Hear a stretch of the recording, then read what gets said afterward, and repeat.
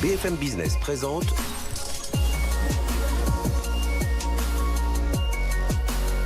le magazine de l'accélération digitale.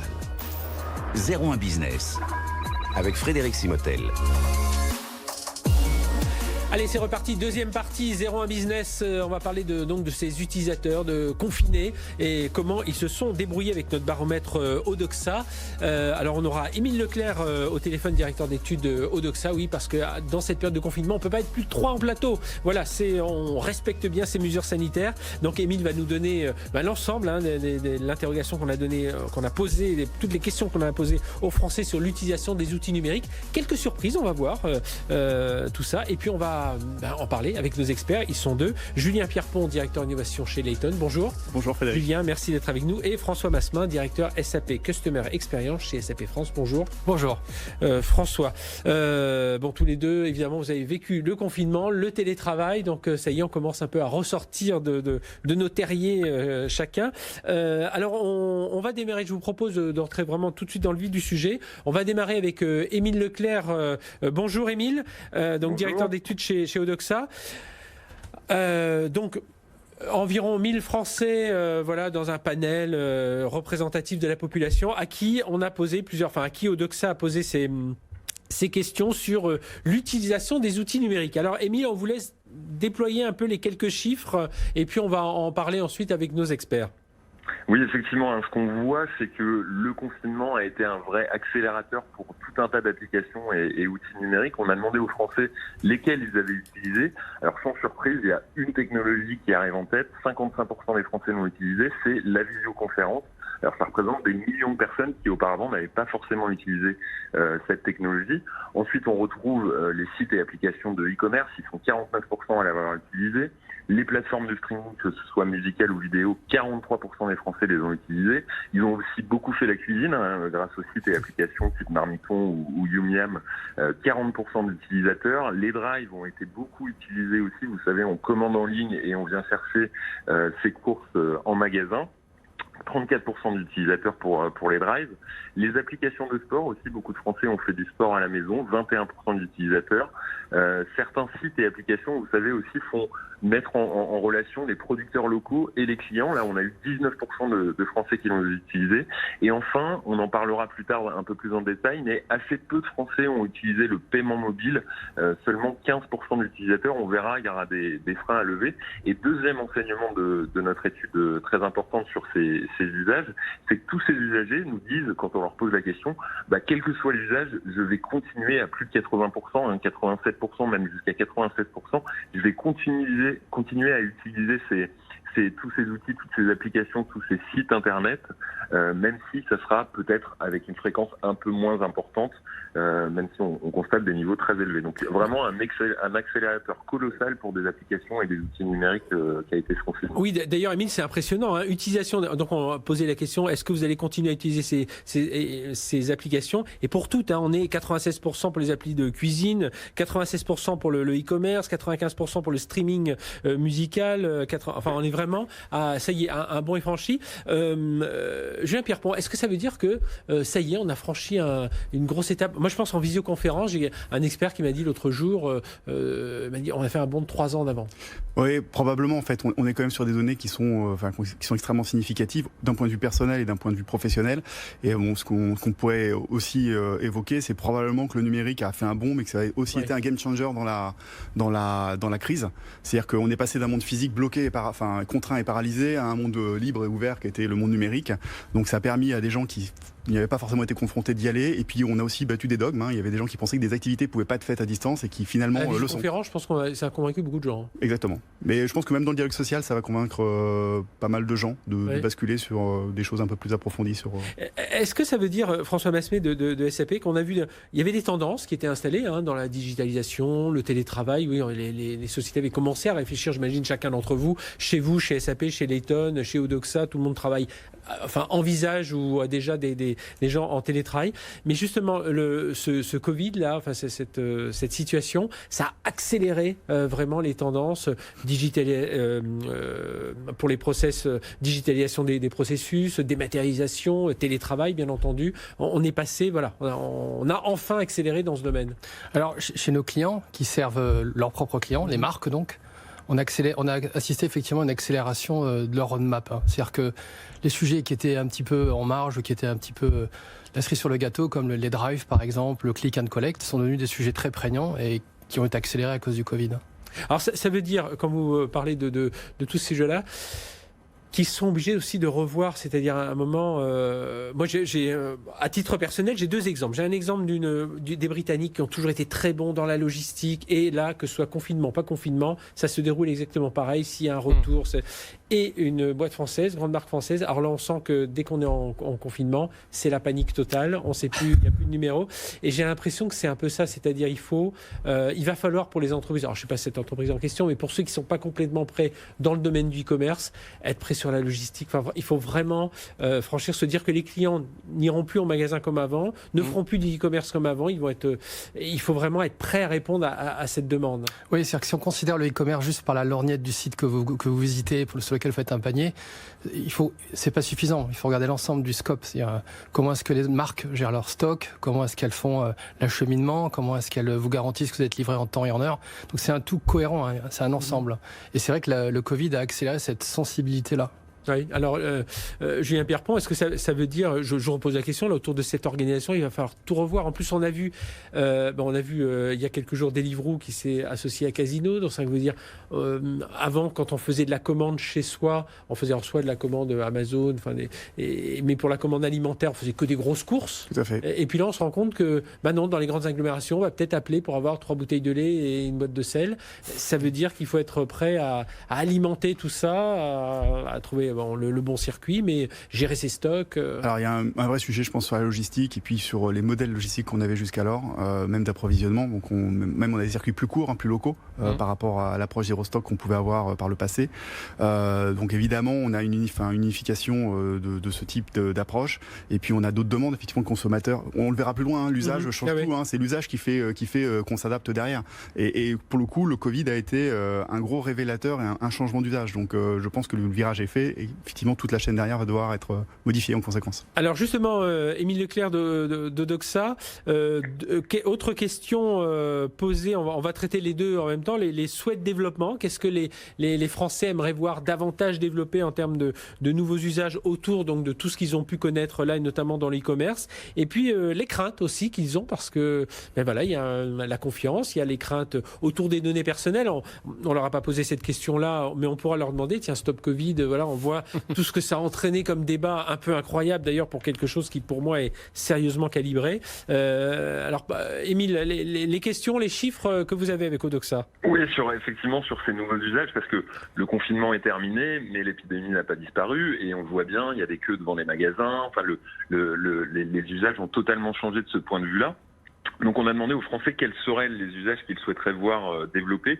Le premier qui leur paraît évident, 68% des Français nous disent qu'il faut que ce soit développé rapidement, c'est l'information en ligne sur l'affluence dans les magasins en temps réel, c'est-à-dire que vous regardez sur Internet, est-ce qu'il y a du monde ou est-ce qu'il y a personne, est-ce que je peux y aller rapidement, et comme ça m'évite de faire la queue. Donc ça, c'est des choses qu'ils veulent voir développer. On l'a vu, le Drive, ils l'ont beaucoup utilisé et ils souhaitent aussi que le Click and Collect se développe à 58%.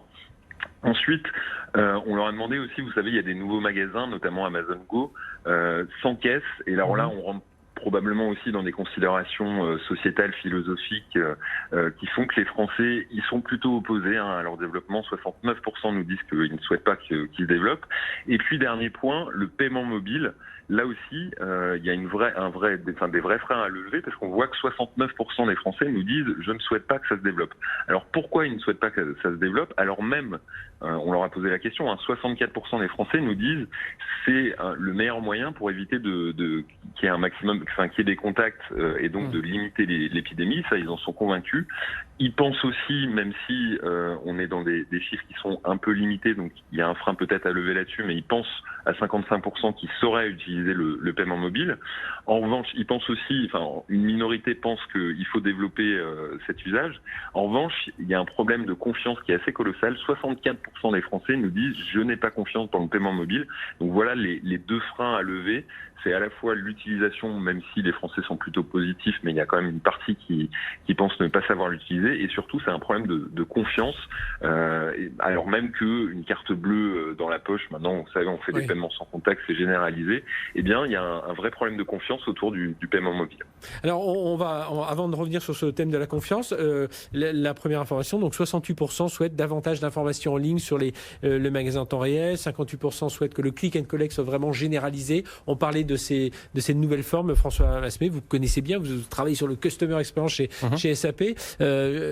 Justement, là, on est dans ce qu'il faut préparer, quoi, et pas le monde d'après, c'est le monde d'aujourd'hui. Là, qu'il faut... Oui, c'est vrai que si je prends une analogie avec justement le télétravail, avant c'était un sujet qui était extrêmement discuté et qui va se généraliser, ça va s'inverser, c'est aller au bureau qui va devenir un sujet de discussion. Voilà. Et le drive, c'était un sujet qui était, ou le drive ou la livraison à domicile, c'était un sujet qui était... qui n'était pas marginal, mais qui ne représentait pas la grosse majorité des ventes. On disait c'était plutôt bobo, c'était... Voilà. Et y compris le drive piéton d'ailleurs, qui sont expérimentés dans certaines villes. Moi, je pense sincèrement que ces usages-là vont s'inverser aussi. Oui. Voilà. Et ça veut dire aussi, par exemple, je prends l'histoire de l'information en ligne sur l'affluence des magasins en temps réel, on pouvait juger ça comme un gadget. Oui. On voit que non, en fait, ces petites applications qui facilitent la vie du client se disaient oui, bon, allez, les clients, oui, on essaie de leur faciliter la vie. Non, il faut leur faciliter la vie. Il faut leur faciliter la vie. Et je reviens sur le sujet aussi du local, c'est-à-dire la consommation locale, mettre en avant les producteurs locaux et la consommation locale. Ça aussi, c'est des sujets qu'il va falloir traiter. La proximité et toutes les valeurs d'ailleurs sociétales autour du CO2 et ce genre de choses. Ça veut dire, alors avant de parler de la confiance, Julien Pierrepont, ça veut dire qu'il faut reprioriser certains projets aujourd'hui. Oui, moi je trouve que ça s'insère bien dans la Smart City, la gestion d'affluence, ce genre de sujets. On a aujourd'hui beaucoup d'IoT qui fonctionnent bien, d'objets connectés qui nous permettent donc on est capable de faire tout ça. Si les consommateurs sont en demande, on va être je pense en capacité d'offrir un monde un peu différent, avec une meilleure gestion des ressources logistiques évidemment, les ressources des gestions temporelles. Donc je pense qu'on peut être sur Vous le sentez sur le marché aujourd'hui, la demande, là vous avez toujours gardé contact avec vos clients, mais chez Layton, est-ce que il y a beaucoup de gens qui sont revenus voir en disant bon, le e-commerce c'est bien, on a compris, on sait faire un panier, mais il faut qu'on aille plus loin dans ce domaine. Le monde de la science a quand même beaucoup évolué, indépendamment du retail. Je vais vous donner juste un exemple. Dans le monde scientifique, il y a tout ce qui est préprint, ça n'existait pas il y a quelques années, en tout cas pas dans ces proportions-là. 2013, il y a Ebola, 2015, il y a Zika, il y a 5% des papiers qui sont en préprint. Donc préprint, c'est des documents scientifiques avant comité de relecture. Oui. Cette année, on est à plus de 50 sur 7000 papiers qui ont été publiés par la science, donc en open science. Donc ça, par exemple, sur les éléments scientifiques, indépendamment du e-commerce, la donne elle a complètement changé. C'est-à-dire qu'on peut partager de l'information, et d'ailleurs la Chine avait quand même partagé de l'information très tôt, ensemble, trouver des solutions communes. Et je pense que pour le côté collaboratif, ce qui s'est passé avec le Covid, avec le soutien du numérique, on va arriver sur quelque chose d'autre. Donc la ville intelligente, connectée, les problématiques logistiques, le besoin du consommateur via des applications. Je pense qu'on peut trouver un modèle qui est assez vertueux, sur lequel on n'y était pas encore complètement. Et oui, on a l'impression que quand on en parlait, on disait oui, ce sera la vie d'après. Mais oui, puis occupons-nous quand même de l'existant, l'exécution opérationnelle. Puis on se rend compte que finalement, non, ces besoins-là dont on parle ici régulièrement, ils sont là. C'est ça, entend bien. Et là, pour le coup, le Covid a joué un rôle d'accélérateur. Juste un mot, Émile Leclerc, quand on parle de confiance, dans toutes les études que vous faites chez Odoxa, cette confiance dans le numérique, elle est assez constante, non? Enfin, ce manque de confiance dans le numérique, elle est assez constante en général dans toutes les études que vous faites d'une façon générale? Alors oui, et c'est souvent une particularité française. Quand on interroge, ça nous arrive d'interroger aussi des Européens, nos voisins européens, souvent sont beaucoup plus positifs. En fait, ils abordent les choses différemment. Ils voient d'abord l'intérêt que ça peut apporter, alors qu'en France, on a souvent un peu tendance à voir les problèmes que peuvent générer une utilisation. Donc c'est vrai que c'est assez constant, et sur le paiement mobile, j'ai un peu de mal à me l'expliquer parce que c'est vrai que les usages du mobile ont quand même beaucoup évolué, hein. Il y a de la reconnaissance faciale, il y a beaucoup de choses et c'est vrai que c'est un peu étonnant. Eh bien, demandons, François, vous avez une explication là-dessus, là, pourquoi voilà, c'est 69% des Français ont une crainte autour du paiement mobile en caisse via un smartphone? Non, en fait, je n'ai pas d'explication là-dessus. Ce que je sais, c'est que j'étais en Chine là récemment et j'étais très surpris de voir que sur une plateforme comme WeChat, on paye, mais on ne fait pas que ça. Hein. WeChat, c'est aussi du Uber, ou c'est aussi. C'est peut-être ça. C'est peut-être parce qu'il y a d'autres applications. Voilà, il y a peut-être confiance supplémentaire. Ouais. Mais je ne m'explique pas en fait le défaut de confiance des Français sur le paiement mobile parce que c'est une technologie qui est mature. Pas très loin d'ici en UK, c'est beaucoup plus généralisé et beaucoup plus utilisé. Donc l'histoire du lien avec les GAFA, non, c'est pas ça non plus, peut-être. Peut-être. Faut aller chercher, creuser un peu. Julien Pierpont. Moi, j'avais été très étonné par le sondage précédent sur Stop Covid où finalement les Français étaient quand même plutôt favorables alors qu'on pouvait avoir un risque d'exposition aux données personnelles, donc ça posait aucun problème. J'ai trouvé que Zoom était aussi une aventure assez intéressante, c'est-à-dire que l'usage l'a complètement dépassé les problématiques qui ont quand même été révélées publiquement de sécurité. Ça n'a pas du tout empêché l'essor de cette plateforme. Bon, je pense que c'est vraiment l'usage qui prédomine encore. Et après, c'est tout le rôle des institutions aussi, encadrer l'éthique, parce qu'évidemment, les données personnelles, etc. Mais quand c'est bien fait, il n'y a pas de raison d'avoir des craintes. Et je trouve qu'en fait, l'usage, il est plus fort encore que le reste. C'est vraiment ce qui a tout emporté. Encore une fois, Zoom, Stop Covid, je trouve que j'avais compris que le gouvernement n'était pas sûr de le sortir. Quand ils ont eu les premiers sondages, dont celui d'Odoxa, ils se sont dit, bon, finalement, les Français ne sont pas réticents ou pas contre. Et ils l'ont lancé. Donc, l'usage dans le numérique, et c'est le côté assez génial, c'est que vous avez un accès au consommateur, vous êtes quand même capable de lui fournir des choses nouvelles, et dès lors que ça fonctionne, ça suit. Je trouve que c'est l'un des apprentissages aussi de cette crise Covid, c'est qu'on se rend compte qu'il y avait plein de domaines où on avait un peu de retenue, hein, même en tant qu'industriel du numérique, un peu de retenue en disant oula, on va un peu vite, peut-être qu'on bouscule un peu trop le client, et on se rend compte qu'au final, non, les gens, ce qu'ils veulent, c'est du pratique. En plus là, du sanitaire, on va dire, de cette distanciation. Oui, les usages vont changer, et moi j'espère que sur le paiement mobile aussi. Nous, on se prépare à ça. On va sortir une offre là prochainement, très rapidement, qui s'appelle Upscale, qui va permettre en fait de faire des sites de e-commerce sur mobile, complètement orienté mobile, cloud, pas de développement, très peu de développement, et avec du paiement intégré. Voilà. Et ça, l'idée, c'est justement dans ces crises, dans ces moments où il faut aller très vite, très, très agile et très réactif, c'est d'avoir un site en ligne sur mobile qui soit fait très rapidement et à moindre coût. Eh bien, merci, messieurs. Merci, Émile Leclerc, donc à distance, directeur d'études chez Odoxa. Donc et puis on s'en donne rendez-vous déjà le mois prochain pour le prochain baromètre. Merci à Julien Pierpont, directeur innovation chez Layton, et François Massemin, directeur SAP sur la Customer Experience. Voilà, beaucoup d'apprentissage encore et encore autour de cette crise et de l'usage du numérique.